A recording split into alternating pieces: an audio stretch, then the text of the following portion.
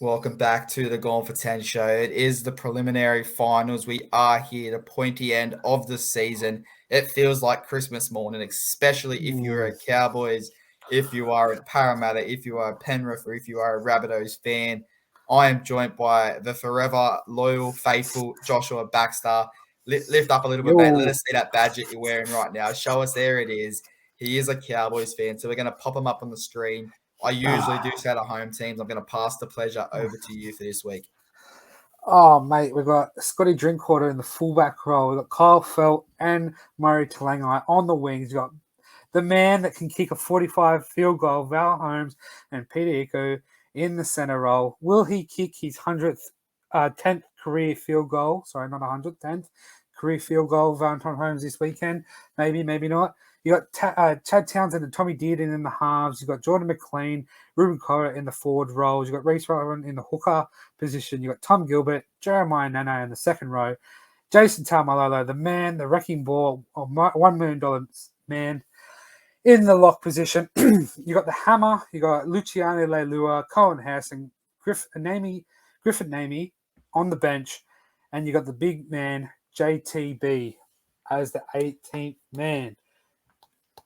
Well, there is that Cowboys side. They will have their first home preliminary final ever held at that stadium. They will be taking on the Parramatta Eels on the screen. At fullback, Clint Gufferson. On the win, Micah Siver and Waka Blake. In the centre positions, we have Will Penasini and Tom Opposich. In the halves, we have Dylan Brown and Mitchell Moses. At prop, we have the big RCG. In number 9, at that hooker position, we have Reid Mahoney, who could be playing his last game for the Parramatta Eels. We then have Junior Polo. Second row consists of Sean Lane and Isaiah Papali'i.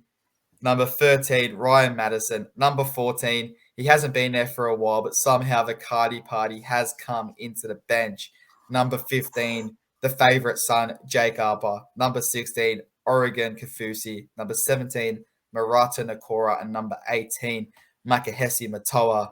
Baxter, I'm going to you first. It's your boys. They're one game away from the finals. Talk me through this game and give me your 1 to 12 or 13 plus. I'm just going to do what Clint Gufferson did to the Raiders and say, bye-bye, Para fans, and book Bali tickets right now because they're going to go up after Friday night. We're going to treat this game like a training session and blow them off the park. Parramatta Eels don't like to play in the heat. As I said, it's going to be about 30-degree heat day with 85 to 90% humidity. Mate, Eels fans, Eels players, but they crumble in the heat. So we'll just treat this like a training session and put the feet up and rest up. A week away from the big dance. We're going to win 13 plus, smack them out of the park, send them boys with their tails in between their legs and on the plane. That's what I say. Well, I'll tell you what they can do. They can skip this game and book their flights to Bali, and they've probably got about $1,000 drink package they can buy each because that's how expensive it is. So I don't think they're going to be saying bye-bye to too many Parramatta fans because there won't be many at the stadium come Friday night. But like you said, they do have a mixed bag of results when they do play in hot weather. They played there this year. They got trounced by the Cowboys. They played there last year. They trounced the Broncos, I believe it was, by 40. So it's a bit of a mixed bag of results when they do play in the heat.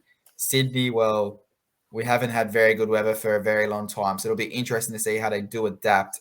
They had a massive game against the Raiders, massive scoreline where the Cowboys did have to put their legs up. So,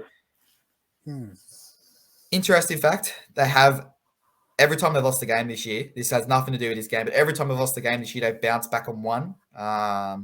So obviously, if there was somehow they could make the final after this loss, they'd probably be favourites going into that game. But for me, this game, Say it. I'm going to go 1 to 12.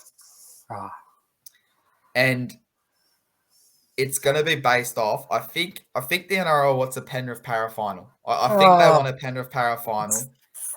It doesn't deserve it, but anyways.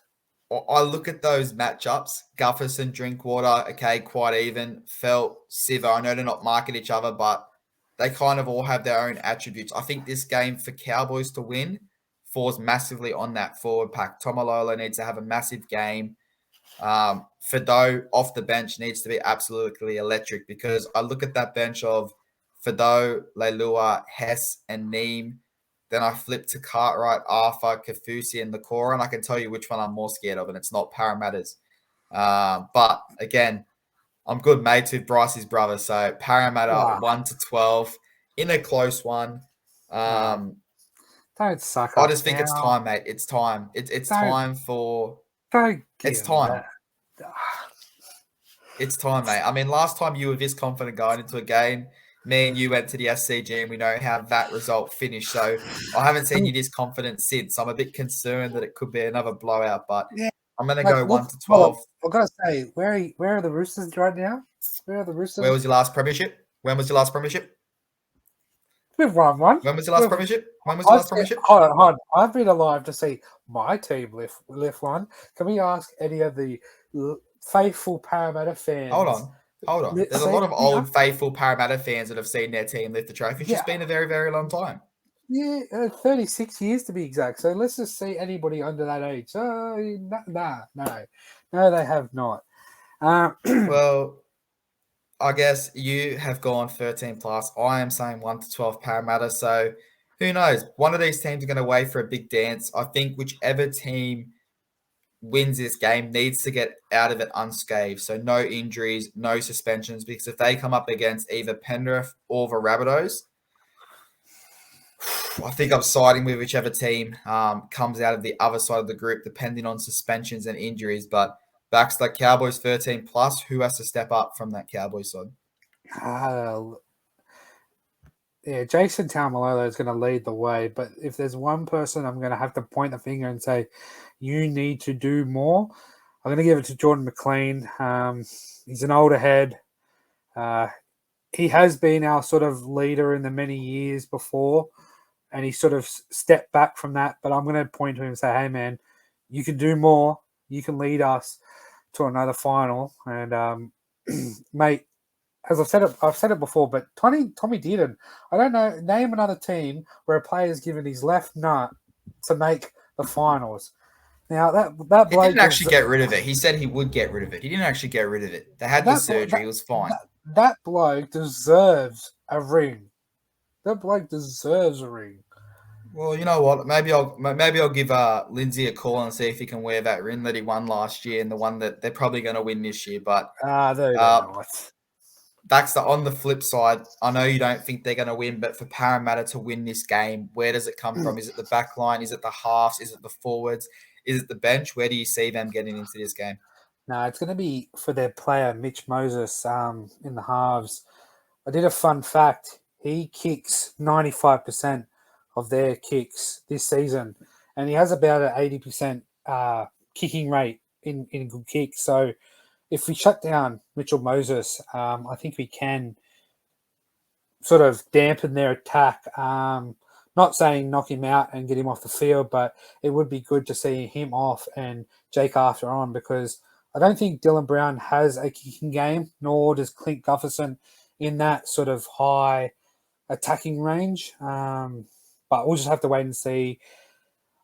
Reid Marnie, he can explode through the middle. I'd lean towards more Reid Marnie. He sets the platform for how Parramatta want to play and the tempo that they should be playing at. Well, obviously, Baxter, one of us is going to be correct come the end of this game, especially with that tip. You've gone Cowboys, I've gone Para. It might be because I just don't want to see you get that win. But, mate, it's been an absolute great season by your team nonetheless, regardless if they win this game or go out this week. But I'm sure we'll be having a chat while this game is going on. But, mate, all the best. Thank you for joining me, and I'll see you soon as we